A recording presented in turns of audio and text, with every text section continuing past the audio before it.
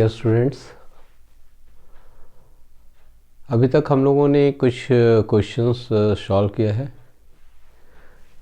मुझे आशा है कि आप लोगों को काफ़ी कुछ समझ में आ रहा होगा कि हम लोग क्वेश्चन कैसे सॉल्व करते हैं। ऐसे और भी कई क्वेश्चन मैं लूँगा ताकि आपको सारा क्लियर हो जाए कि हम लोग कैसे क्वेश्चन सॉल्व करते हैं। लेकिन ये इम्पॉर्टेंट है कि आप खुद से क्वेश्चन को सॉल्व करें। जब तक आप खुद से क्वेश्चन को सॉल्व नहीं करेंगे तब तक आप सीखेंगे नहीं। इसलिए सीखने के लिए ये ज़रूरी है कि आप क्वेश्चन को सॉल्व करें। और जब आपको यहाँ पे कैलकुलेशन नहीं समझ में आने लगे तब आप इस कैलकुलेशन को थोड़ा सा बारीकी से देख लें, समझ में आ जाएगा। लेकिन कैलकुलेशन के लिए आप खुद से ट्राई करें पहले, ताकि आप सीख जाएं। चलिए फिर से एक नए प्रश्न के साथ, हमारी यात्रा अभी तो खत्म हुई नहीं है, तो नए प्रश्न के साथ फिर आगे बढ़ रहे हैं।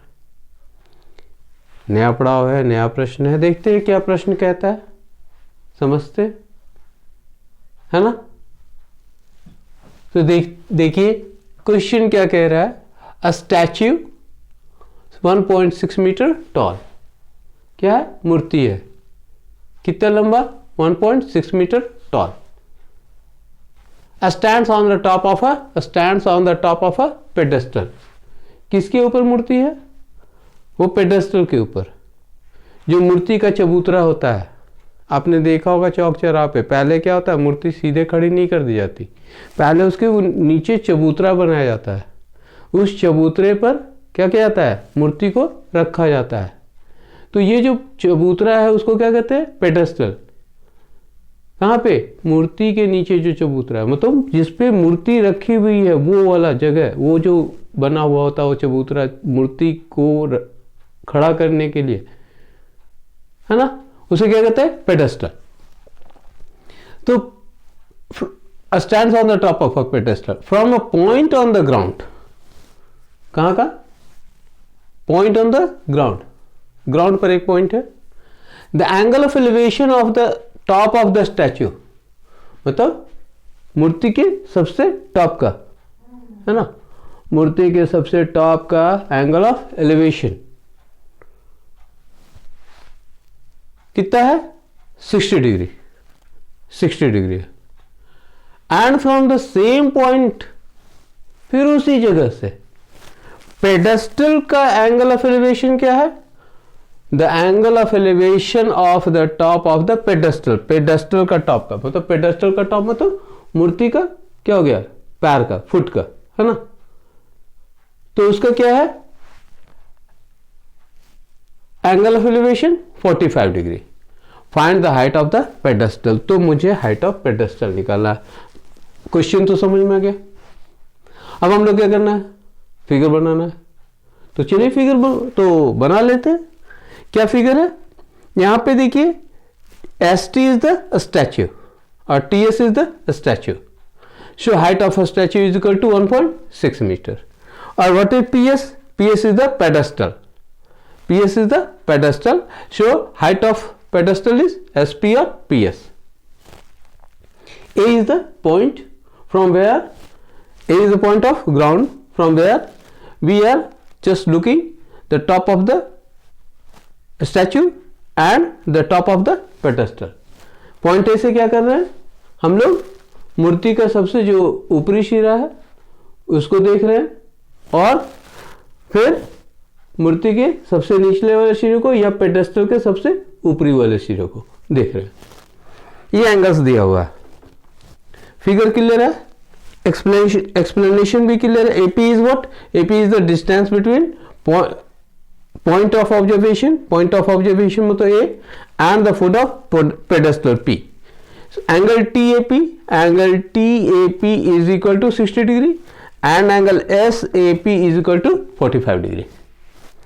ये हमारा एक्सप्लेनेशन ऑफ द फिगर हो गया। फिगर बन गया, एक्सप्लेनेशन ऑफ द फिगर हो गया। अब क्या करना है, सॉल्यूशन पे जाना है। सॉल्यूशन पे जाने के लिए पटना चल के क्या सर्च करना है, right angle triangle.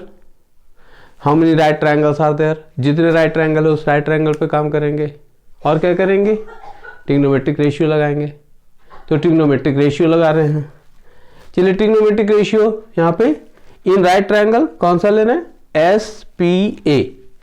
In right triangle SPA, tan of 45 degree, tan 45 degree is equal to SP/PA।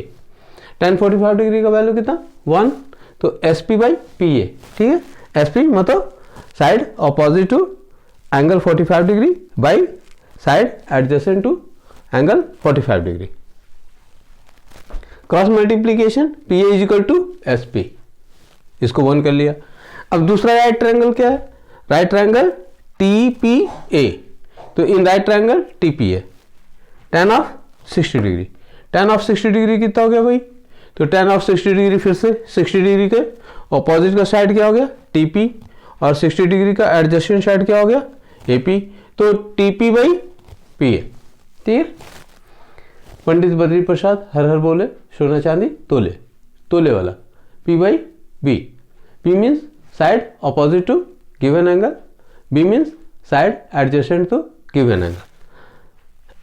तो tan 60 डिग्री का value √3, TP is equal to TS plus SP।